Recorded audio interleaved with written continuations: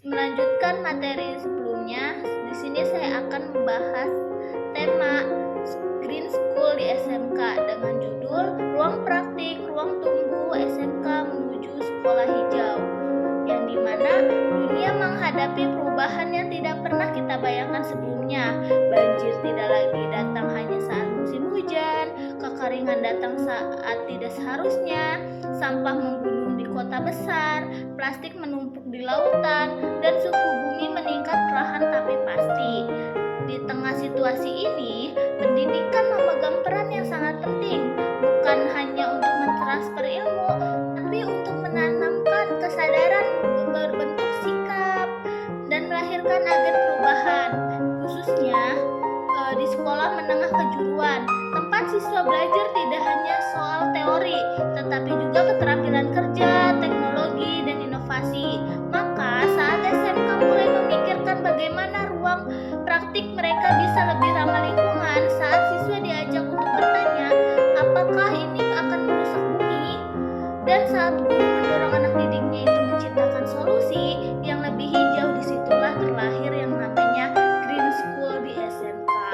Nah, untuk Green School di SMK-nya sendiri itu ialah bahwa Green School di SMK bukan sekedar sekolah yang menanam tanaman pohon di halaman atau membuat taman kecil di sudut kelas, tetapi lebih dari itu, ini adalah sebuah pragma pendidikan vokasi yang menempatkan keberlanjutan dan kepedulian lingkungan sebagai inti dari proses belajar, yang dimana Green School sendiri itu tempat kurikulum, kebijakan, infrastruktur, budaya, hingga relasi dengan masyarakat dirancang untuk mendorong keberlanjutan.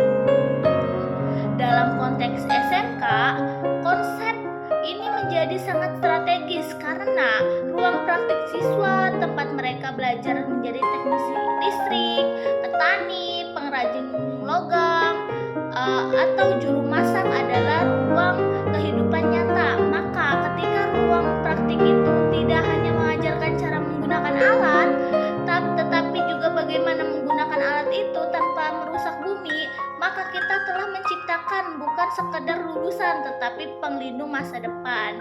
Nah, Green School di SMK itu tempat di mana keterampilan bertemu dengan kepedulian, dan disitulah pendidikan vokasi menemukan makna yang lebih utuh. Tujuan dan manfaat dari Green School di SMK sendirinya, tujuan utamanya bukan hanya untuk memperindah sekolah atau sekedar mengikuti tren, tetapi tujuan utamanya adalah membentuk karakter, kesadaran, dan kompetensi baru bagi peserta didik. Siswa tidak hanya bisa merakit, menanam, atau memperbaiki, mereka juga bisa memilih teknologi yang lebih bersih, sistem produksi yang lebih efisien, dan bahan yang tidak merusak alam. Manfaat dari Green School di SMK ini begitu luas. Lingkungan sekolah jadi lebih nyaman, sehat, dan guru dan siswa atau mahasiswa menjadi lebih disiplin dalam menjaga sumber daya. Dan sekolah membuat peluang kolaborasi dengan dunia luar. Bahkan secara nasional kita sedang menuju transisi ke ekonomi hijau, dan lulusan SMK dengan keterampilan hijau akan menjadi aset besar dalam menghadapi tantangan masyarakat. Nah, Green School dan persaingan tenaga kerja ASEAN ini menurut data terbaru yang dimuat dalam laporan kumparan.com, negara-negara ASEAN seperti Thailand, Vietnam, dan Malaysia sudah lebih dulu mengintegrasikan pendidikan hijau ke dalam vokasi mereka. Mereka aktif melatih tenaga kerja di sektor energi terbarukan, teknologi daur ulang, hingga konstruksi hijau.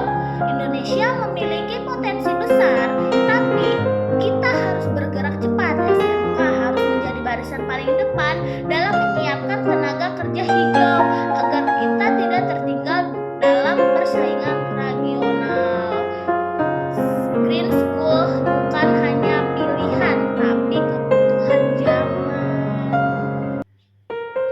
komponen utama dari Green School di SMK-nya ini. Untuk membangun Green School di SMK, kita perlu memahami bahwa perubahan tidak hanya terjadi di ruang kelas, tetapi di seluruh ekosistem sekolah, dimulai dari kurikulumnya yang harus memasuki isu-isu keberlanjutan ke dalam sebuah mata pelajaran termasuk produktif kejuruan. Nah, lalu ada fasilitasnya seperti pengolahan sampah, penggunaan air hujan, pemanfaatan cahaya alami, dan ruang terbuka hijau. Yang ketiga, komponen dan budaya sekolah. Membangun kebiasaan hidup hijau seperti membawa botol minum sendiri, menggunakan barang daur ulang, dan menghormati makhluk hidup di sekitar kita. Dan tentu saja kemitraan dengan industri agar bisa belajar langsung bagaimana dunia kerja hijau berjalan dan menyiapkan karir di sana. Contoh nyata penerapannya ini itu ada 3 sekolah, contohnya masih Indonesia. Yang pertama ada di SMK 3 Yogyakarta. Nah, di mana bisa hanya memiliki sekolah dan pengolahan sampah, yang juga membuat bank sampah digital yang menghubungkan edukasi, teknologi, dan lingkungan. Nah, yang kedua itu ada sekolah 1 Langgu Mojokerto. Nah, mengembangkan kebun hidroponik di halaman sekolah, siswa tidak hanya belajar menanam, tapi juga mengolah dan memasarkan hasilnya. Dan yang ketiga itu ada di SMK 26 Jakarta. Nah, kelas hijau dibangun dengan desain bangunan hemat energi, ventilasi silang, dan pemanfaatan sinar matahari maksimal. Semua itu membuktikan Green School bisa dibangun di mana saja, asal ada kemauan dan kebersamaan. Nah, dukungan kebijakan nasionalnya itu, pemerintah Indonesia melalui berbagai kebijakan telah memberikan dukungan atau dorongan besar terhadap sekolah hijau.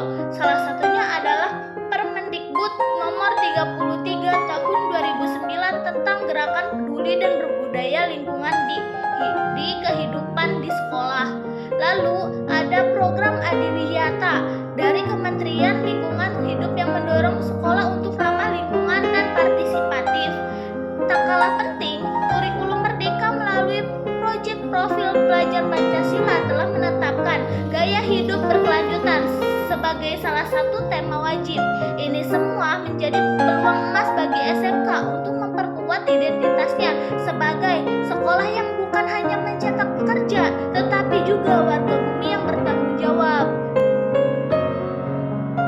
Dan harapan di masa depan, meskipun potensinya besar, perjalanan menuju Green School tidak mudah.